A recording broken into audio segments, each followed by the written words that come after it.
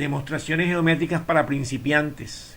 Congruencia de triángulos es el tema que vamos a abordar. Vamos a demostrar que la bisectriz del ángulo opuesto a la base de un triángulo isósceles es perpendicular a ella en su punto medio, por Miguel Ángel Pombo de la Hoz.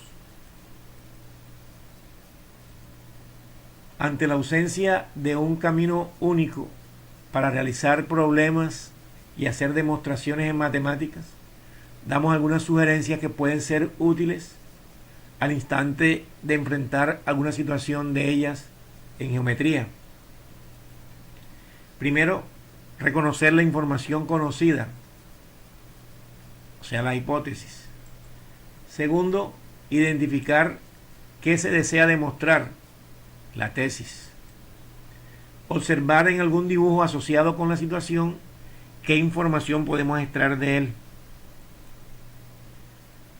¿Qué información está asociada con los temas que involucra el problema, pero que no la vemos? Aparece como oculta. Y por último, escoger el método adecuado para resolver el problema, razonando lógicamente para ir desde lo conocido hasta lo que se nos pide en el problema. En este caso, vamos a demostrar que la bisectriz del ángulo opuesto a la base de un triángulo isósceles es perpendicular en el punto medio. La zona de la demostración y la zona de los gráficos será esta de acá. En el triángulo ABC, que es isósceles, el lado que tiene longitud diferente a los lados iguales se llama la base. Entonces, vamos a demostrar que si el segmento CM es la bisectriz del ángulo ACB, entonces es perpendicular a la base en el punto medio. El problema reescrito en el lenguaje matemático y con el formato de las proposiciones condicionales es que si tenemos un triángulo ABC isósceles con AC congruente con BC, donde AB es la base, CM es la bisectriz del ángulo ACB, entonces CM es perpendicular con AB y M es el punto medio de AB. La información conocida o datos conocidos es todo esto que está aquí. Hasta aquí. Que el triángulo ABC es isósceles, que AC es congruente con BC, que CM es la bisectriz del ángulo ACB. Y lo que nos vamos a demostrar es esto que está aquí.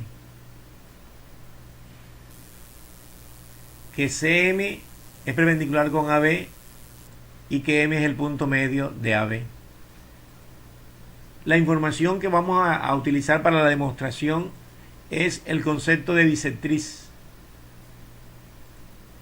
el concepto de punto medio, la propiedad reflexiva de la igualdad, los postulados de congruencia de triángulos, el postulado del suplemento de ángulos, concepto de perpendicularidad y el teorema de ángulos que simultáneamente son suplementarios y congruentes. La premisa número 1, escribimos que el triángulo ABC es isósceles con AC congruente a BC, es lo que está aquí, esta primera parte. Información que se conoce. Marcamos entonces en el dibujo que AC es congruente con BC con señales iguales. Premisa número 2, escribimos que CM es la bisectriz del ángulo ACB, información conocida. Premisa número 3, como consecuencia de esta, es que el ángulo ACM debe ser congruente con el BCM, por definición de bisectriz. Marcamos en el dibujo esa información conocida. Premisa número 4, el segmento CM es congruente con el mismo, propiedad reflexiva, la marcamos aquí. Ya estos dos triángulos son congruentes por el postulado lado, ángulo, lado. Postulado lado, ángulo, lado. En los renglones 1, 3 y 4.